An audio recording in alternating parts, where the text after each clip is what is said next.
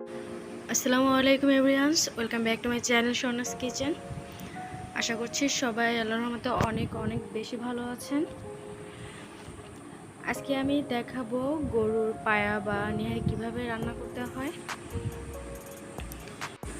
এই রান্নাটা আমি আমার আম্মুর থেকে শিখেছি। খুব কম মশলায় খুব অল্প সময়ের মধ্যে এই রান্নাটা হয়ে যায়। তাহলে চলুন দেখি নিই কীভাবে রান্না করতে হয় এই গরুর পায়া বা নিহারি। এর জন্য এখানে আমি দিয়েছি রান্নার তেলটা তুলনামূলকভাবে খুবই কম দিয়েছি। আর দিয়েছি এখানে পেঁয়াজটা হাফ কাপের মতোই দিয়েছি। এখানে আমি বেশি কষিয়ে নিব না, জাস্ট একটু মশলা থেকে যে কাঁচা গন্ধটা এটা সরিয়ে নিব। এই রান্নাটা কিন্তু একবারে দিয়েও করা যায়। আর এখানে আমি দিয়েছি 2টা তেজপাতা ছিঁড়ে দিয়েছি, এলাচি, লবঙ্গ, দারচিনি আর কালো গোলমরিচ, আর দিয়েছি জয়ফল। সব কিছু দিয়ে এগুলোরও যে একটা কাঁচা গন্ধ এটা সরিয়ে নিব।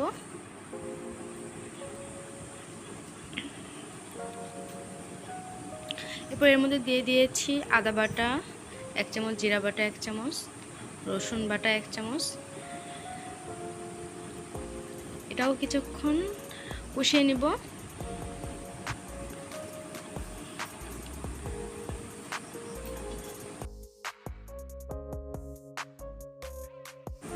মশলার কাঁচা গন্ধটা সরে যাওয়ার পর এর মধ্যে আমি দিয়ে দিয়েছি হাফ চামচ লাল মরিচের গুঁড়ো, দিয়েছি মিট মশলা যেটা ওটা দিয়েছি 1 চামচ, হলুদ দিয়েছি 1 চামচ, আর লবণটা আপনাদের স্বাদ মতো দিবেন। আর এখানে আমি লাল মরিচের গুঁড়া হাফ চামচ দিয়েছি, কারণ এখানে কাঁচামরিচ দিব, তো ঝালটা নিহারি থেকে কিন্তু একটু কমই দিতে হয়। তো এর মধ্যে আমি দিয়ে দিয়েছি 6 থেকে 7টা কাঁচামরিচ চিড়ে। এর মধ্যে দিয়েছি 1 চামচ ধনিয়া গুঁড়া আর দিয়েছি 1 চামচ জিরার গুঁড়া।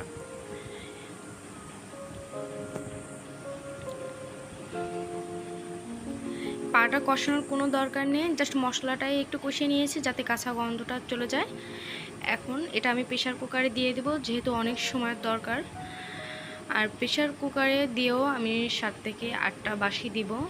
এটাও রান্না করতে প্রায় 1 ঘন্টা লেগে যাবে।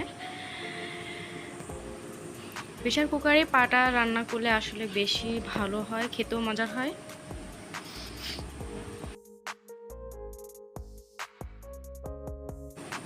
এখন এর মধ্যে আমি গরম পানি দিয়ে দিব 4 গ্লাসের মতো।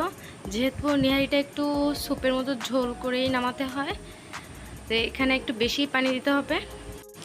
এখানে ঝোলের পানিটা দিয়ে আমি চামচের সাহায্যে ঝোলটা একটু নেড়ে এখন মুখটা দিয়ে দিব।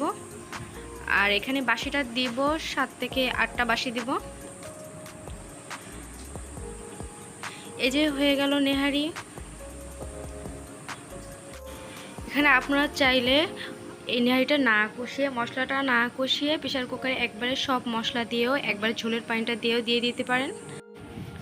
তো এভরিওয়ানস, এভাবে যদি নেহারিটা রান্না করা হয় তো এটা খেতে কিন্তু ভীষণ মজার হয়। তো আপনাদের কাছে আমার রেসিপিটা ভালো লেগে থাকলে অনুরোধ করছি এখনই একটি লাইক দেওয়ার। আর আমার নিত্য নতুন রেসিপি পেতে অবশ্যই সাবস্ক্রাইব করে রাখবেন। সবাই সুস্থ থাকবেন, ভালো থাকবেন। এখনের মতো বিদায় নিচ্ছি। আল্লাহ হাফেজ।